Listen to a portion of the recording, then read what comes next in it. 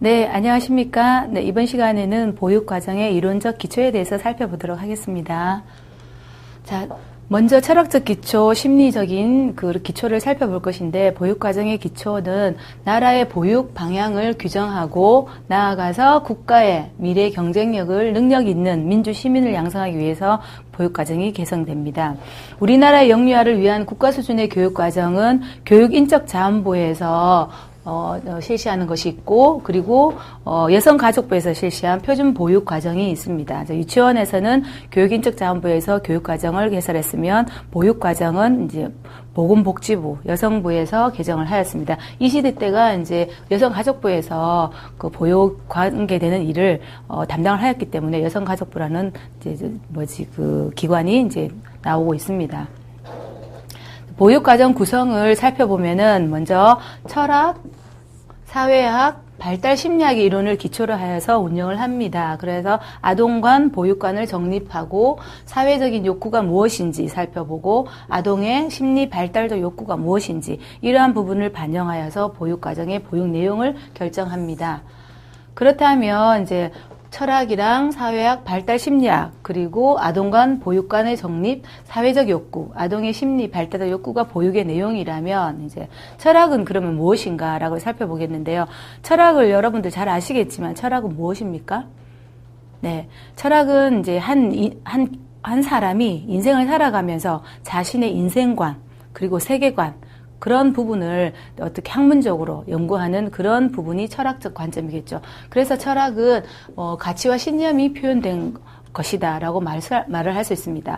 그렇다면 어떤 가치와 신념이 포함되었냐 살펴보시면 교육 목적에 대한 신념이 들어가 있다라는 거죠. 철학적 관점에서 보면 또한 지식의 본질에 대한 관한 신념도 들어가 있을 거고, 그리고 실제 현 상황에서 살아가는 어떤 실제적인 부분에 대한 신념이 교육의 방향을 결정한다고 보시면 됩니다. 그래서 철학의 가치와 신념에서는 교육의 목적에 대한 신념이 들어갈 것이고, 지식의 본질에 관한 신념, 그리고 실제에 관한 신념들이 포함이 되었다라고 살펴보시면 되겠습니다.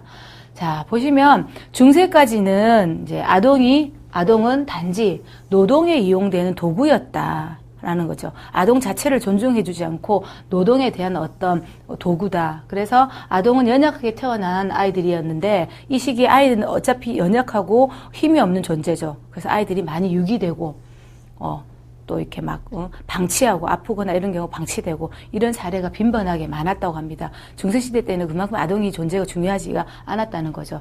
그래서 이제 살펴보면 고대 사회 아동관부터 살펴보도록 하겠습니다. 고대 사회에서는 부족과 종족의 안전이 무엇보다도 중요했습니다.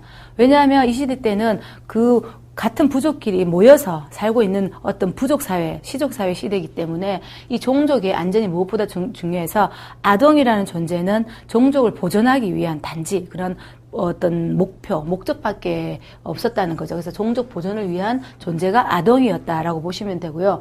어른들의 성적 욕망 때문에 아동이 이제 태어났는데 이 아동들이 정말 어떻게 보면 가치 없는 귀찮은 존재, 하찮은 존재를 본 거죠. 그래서 영아들이 살해되는 것이 유행이 되었다고 합니다. 슬픈 현실이긴 한데요. 그리고 이제 인구 조절책으로 이제 영아를 살해하고 먹을 것이 많이 없다 보니까 아이를 살해하고, 그리고 아이가 아프거나 힘이 없거나 그런 방치하고 결국은 아이가 죽거나 이런 어떤 악순환이 되었었고, 아동의 이제 이름 역시도 이때는 미리 지어주지 않았답니다. 지금은 우리 이제 요즘 시대는 태명이라고도 막 짓고 하죠. 뭐 식식이, TV에서 나오는 그 유명한 프로그램이 있었죠. 슈퍼맨에 간다 보면 대박이 원래 이름 대박이 아닌데 태명이 대박이다 보니까 대박이 이런 식으로 벌써 태내기부터 이름을 지어주는 어떤 지금 현 시대 추세라면, 이때는 아동이 이름이 언제 주어지느냐, 아동 노동이 가능한 한 7세, 8세 이때경에 이제 이름이 주어진답니다. 이때 되면 이제 노동의 가치가 있기 때문에, 노동력의 도구가 되기 때문에 아이 이름이 주어졌다고 합니다. 자, 그러면 이제 고대에서 넘어와서 중세에는 그럼 아동관이 바뀌었나라고 살펴보면은, 중세기도 역시 아동을 이제 군사력이나 경제력 확보의 수단으로 간주합니다. 아동 자체의 어떤 발달적으로 아동의 어떤 그런 중요도를 따지는 게 아니고, 아동을 단지 어떤 도구, 어떤 그 생활에 필요한 어떤 그런 물적으로 사용을 하였다는 거죠. 그래서 인간의 본성이 원래 선한 것이라고 지금 생각을 하고 있는데 이 시대 때는 악하다고 생각하였다는 거죠. 아동은 악하게 태어났다. 성악설을 주장을 하였습니다.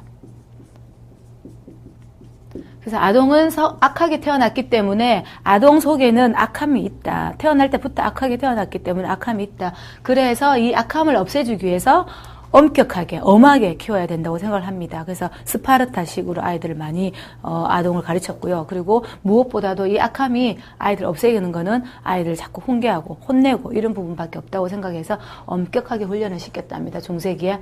중세기 말로 들어오면서 그래도 그나마 조금 나아졌던 부분은 아동도 영혼이 있는 존재라고 본 겁니다. 아동도 영혼이 있는 존재고 이들의 생명을 빼앗는 것은 잘못된 행위다. 그래서 아동을 존중해줘야 된다 하는 관념이 생겼는데 이 아동을 보호하게 되는 어떤 중세 말기 관점은 어떻게 보면 신앙적인 관점입니다. 신앙적으로 신앙 활동을 하면서 어떻게 이제 생명을 영혼을 귀중하게 여겨서 이 영혼을 존중해줘야 된다 그 관념입니다. 그러나 아동 보호나 뭐 종교적인 자선 행위에 대한 아동의 어떤 존중이지 종교적 관점에서 떠나서는 성인의 축소판을 보기 때문에 중세 역시 아동에 대한 인식이 성인하고 다른 인식으로 본 거죠. 그래서 성인의 인식 부족으로 아동은 오로지 성인의 축소판이고 따라서 아동은 그냥 아동으로 보는 것이 아니고 성인의 축소판, 작은 어른으로 보고 다시 노동력을 강화를 한다든지 엄격하게 한다든지 엄하게 한다든지 아이가 좀 미숙하면 좀 엄하게 혼을 낸다든지 그런 부분으로 계속 아동을 지도했다는 것이죠. 그나마 그래도 뭐 고대나 중세기 넘어서 말기에는 아동을 그래도 영혼이 있는 존재로 보아줬다는 것에도 감지덕지라고 볼 수 있습니다. 중세 말기 역시 이제 아동이 영혼이 있는 존재고 아동을 생명 빼앗는 것은 나쁜 행위다. 이게 앞부분 했던 부분이네요. 네. 자, 이처럼 사회가 아동을 바라보는 관점은 사회적으로 그리고 경제적으로, 정치적으로, 종교적으로 변화의 영향을 받아왔습니다. 중세기는. 왜냐하면 이제 사회적, 그 시대 때 사회적인 어떤 현상, 그리고 경제적, 뭐, 외세 침입이라든지, 어떤 종족 보존이라든지, 어떤 영토 확장이라든지, 여러 가지 정치적, 종교적, 그런 변화의 영향을 받아왔어요.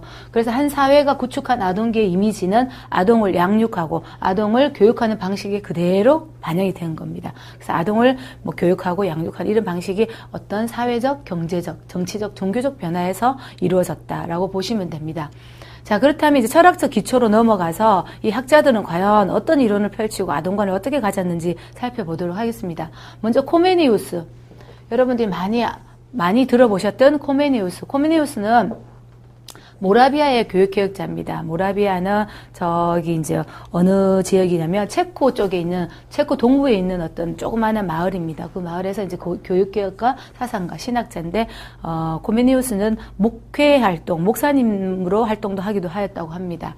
그래서 코메니우스가 말하는 아동이 심성은 생애 초기에 형성이 된다고 합니다. 심성이 생애 초기에 형성되기 때문에 초기 학습 이론을 강조했다는 거죠. 초기. 아동기, 영유아기의 학습이 강조되었고 0세에서 6세의 교육을 강조하면서 대교수학이라는 유명한 책도